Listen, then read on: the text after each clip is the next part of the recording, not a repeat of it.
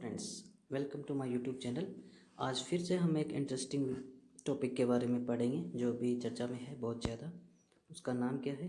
उसका नाम है CAA, यानी कि सिटीजन अमेंडमेंट एक्ट 2019, यानी कि 2019 का जो कानून है हमारा, उससे संबंधित ये है।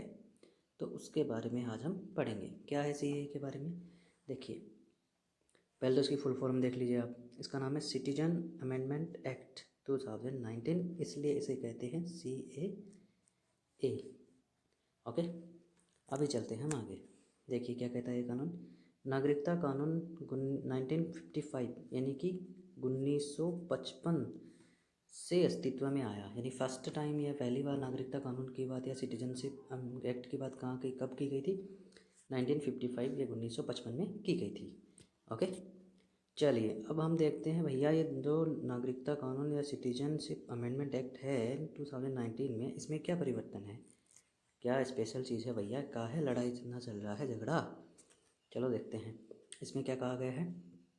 बांग्लादेश, पाकिस्तान, अफ़गानिस्तान से आने वाले हिंदू, सिख, बौद्ध, जैन, पारसी, ईसाई धर्म के मानने वालों को भारतीय नागरिकता देने का प्रावधान है। अब इसमें आप एक चीज़ है ना, एक्ट में लिखी हुई है ना, उसको ध्यान से देखना कि इसमें 3 देश दे रखे हैं। कौन, कितने देश हैं? 3 हैं। 3 कंट्रीज है, मतलब कि बांग्लादेश है, आपका पाकिस्तान है, आपका अफ़गानिस्तान है। 3 देश दे रखे हैं और इसने 6 धर्म भी दे रखे हैं भैया, है ना। ओके, 6 धर्म कौन कौन से दे रखे हैं? जिनमें हिंदू है, सिख है, बौद्ध है, जैन है, पारसी है और ईसाई है। ठीक है, क्रिश्चियन जिसे कहते हैं।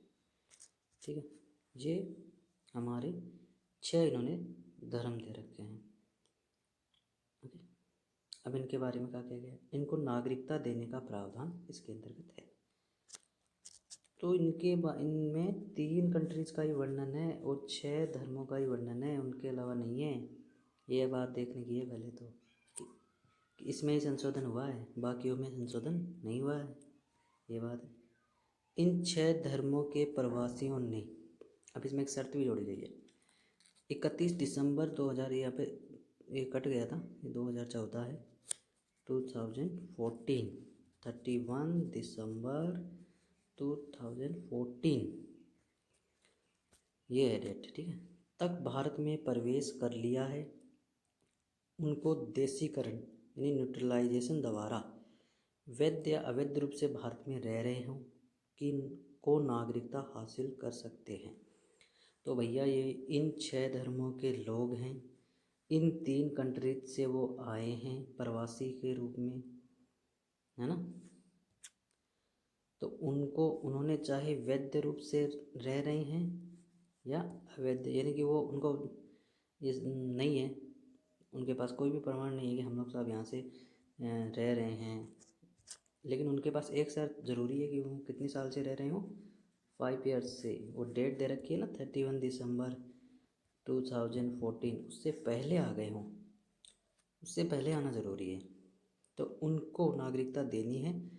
अब वो चाहे वैध रूप से रह रहे हो अवैध रूप से रह रहे हों, मतलब कि अकॉर्डिंग टू रूल रह रहे हों, यानी कि जो इंडियन गवर्नमेंट है उनको पता है कि हाँ भैया ये हमारे देश में रह रहे हैं, और या उनको पता नहीं है कि उन्होंने नागरिकता नहीं ली, उन्होंने कुछ नहीं किया, कोई राशन कार्ड बनवाया नहीं बनवाया, और अवैध रूप से रह रहे हैं, तो भी उनको ये नागरिकता लेने का अधिकार देता है।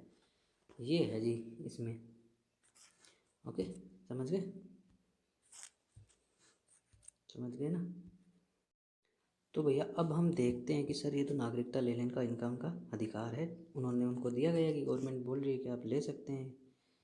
तो अब भैया जी ये विपक्ष क्यों इतना, या इतने इस पर इतना हंगामा क्यों हो रहा है? अपन चर्चा करते हैं साहब, ये हंगामा हो क्यों रहा है। ठीक है, देखो इसमें क्या कहा गया है। ये हंगामा इसलिए हो रहा है कि हमारे पास एक आर्टिकल है, हमारे पास कुछ फंडामेंटल राइट दिए हैं, हमारे संविधान ने हमें कुछ फंडामेंटल राइट दिए हैं जिनका हनन होने पर हम लोग कंप्लेन कर सकते हैं सुप्रीम कोर्ट से कि सर हमारे फंडामेंटल राइट का हनन हो रहा है। उनके बेसिस पे एक आ गया है, आर्टिकल 14 आता है उसमें, हम आगे पढ़ेंगे जब हम पार्ट 3 पढ़ेंगे तो उसमें हम आर्टिकल्स के बारे में पढ़ेंगे। तो उसमें आर्टिकल 14 कहता है कि विधि के समक्ष समता और विधियों का समान संरक्षण का अधिकार है। अब इसमें एक बात कही गई है कि वो चाहे भारतीय नागरिक हो या ना हो, क्योंकि वो तो भारतीय नागरिक नहीं है, जो बाहर से आ रहे हैं उनको वो भारतीय नागरिक तो है नहीं ना, नहीं है। लेकिन अब इसमें इनका कहना है, जो विपक्ष है उनका कहना है कि इसमें सर हमारे आर्टिकल 14 का हनन हो रहा है और न विधि के समक्ष हमारे समानता मिल रही है, नहीं हमारे विधियों के समान संरक्षण का अधिकार हमें मिल रहा है। तो हमारे तो फंडामेंटल राइट का हनन हो गया जी, हम तो सुप्रीम कोर्ट चले जाएंगे। उसी कारण सुप्रीम कोर्ट में इसमें कई पिटीशन है ना लगाई गई थी, तो वो इसी आधार पर हुआ था। अब देखिए आगे बढ़ते हैं, आगे क्या कहता है ये कानून। इन 6 धर्मों के अलावा भी लोग पुराने तरीके से नागरिकता हासिल कर सकते हैं। मतलब इन 6 धर्मों के अलावा और इन 3 कंट्रीज़ के अलावा अभी और कोई भी नागरिकता लेना चाहे तो उनके लिए सर क्या प्रावधान है, तो उनके लिए प्रावधान यही है कि वो पुराने तरीक़ों से नागरिकता हासिल कर सकते हैं। अब पुराने तरीके क्या हैं, तो वो है, उसमें एक शर्त है कि 11 वर्ष से भारत में वैध रूप से रहना है। अब जो जिसको वर्तमान में अभी 5 वर्ष कर दिया गया ना, तो वो उनके लिए किया गया है, इनके लिए नहीं किया गया है। इनके लिए तो वही 11 वर्ष से भारत में वैध रूप से रहना, इसमें ये लिखा हुआ है कि रहना पड़ेगा।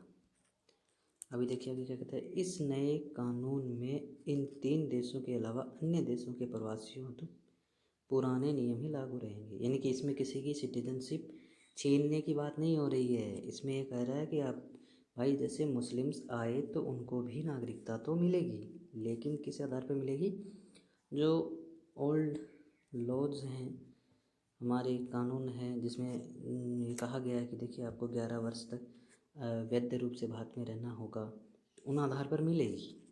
तो नागरिकता से बाहर तो उनको नहीं किया गया है, ठीक है।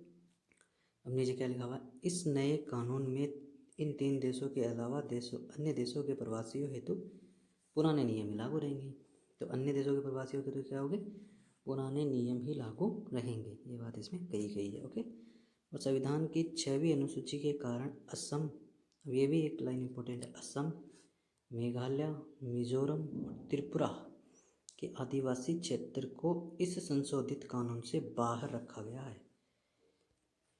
कि 6ठी अनुसूची है ना, उसके अंदर जो असम, मेघालय, मिजोरम और त्रिपुरा के आदिवासी क्षेत्र आते हैं, तो उनको इस संशोधित कानून से क्या रखा गया है, बाहर रखा गया। अभी भी पूछ सकता है।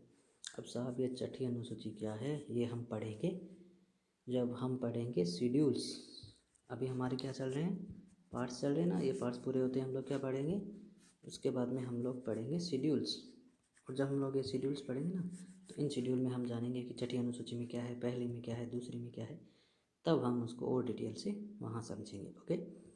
चलिए ओके, लाइक करें वीडियो, चैनल को सब्सक्राइब करें और पॉलिटी को बहुत अच्छे ढंग से और सिंपल वे में मेरे हैंड रिटन नोट्स से समझने के लिए आगे बने रहें चैनल में, ओके। Thank you.